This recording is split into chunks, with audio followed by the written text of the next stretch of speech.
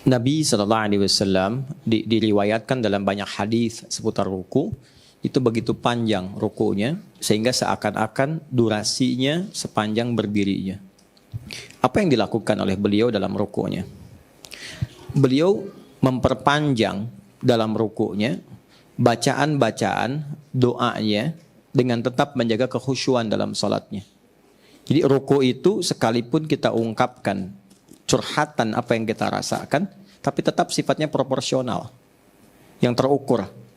Nah, sifat proporsionalitas ini bergantung dua hal. Satu, keadaan sholat itu apakah dilakukan berjamaah atau sendirian. Karena sifatnya pasti berbeda. Biasanya, kalaupun sedang berjamaah, imam akan menjaga haknya makmum, makmum akan menjaga konsistensi mengikuti imam. Jadi nggak boleh nanti kita masih ruku, imam sudah sujud. Kelewat i'tidal kan? Ya kan?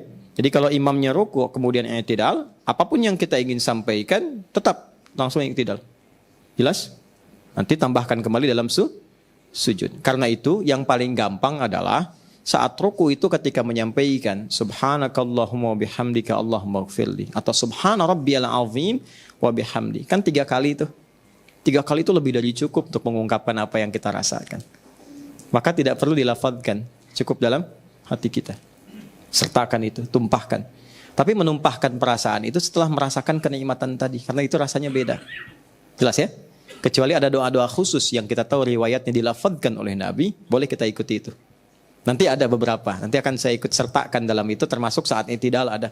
Ya, misal dalam i'tidal itu ada doa pernah gini, hamdan katsiran thayyiban mubarakan fi. Itu bukan dari Nabi.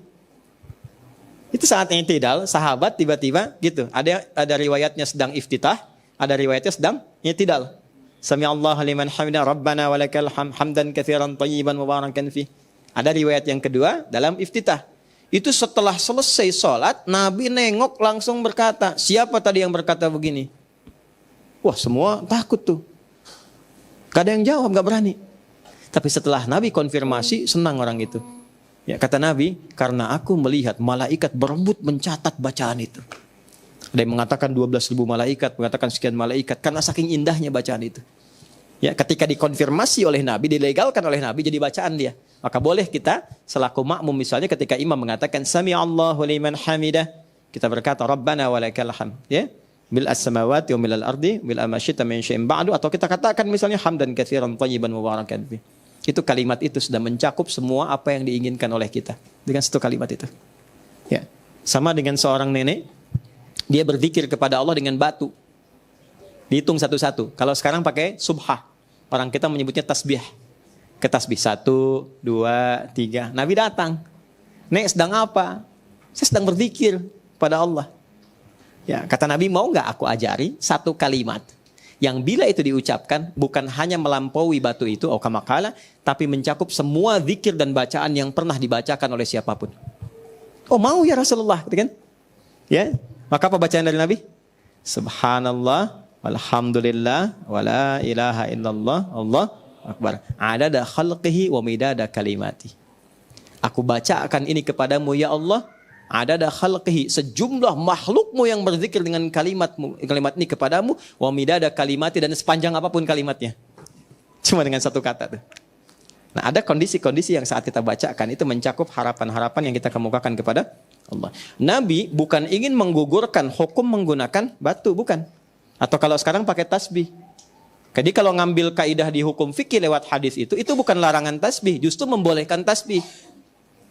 Awas, jangan salah memahaminya.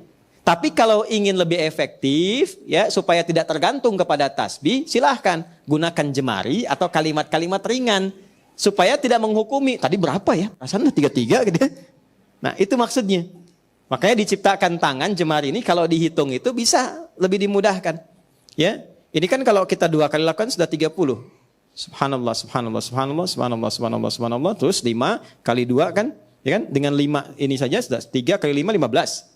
Dikali 2 begini sudah 30. Sekali lagi begini 33. Ya kan?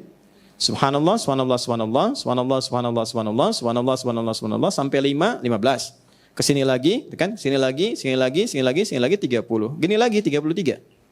Selesai kan? Terus alhamdulillah. Tapi Ini bukan menjadikan bahwa penggunaan tasbih itu terlarang. Jangan salah ya, jangan Anda katakan bid'ah itu salah.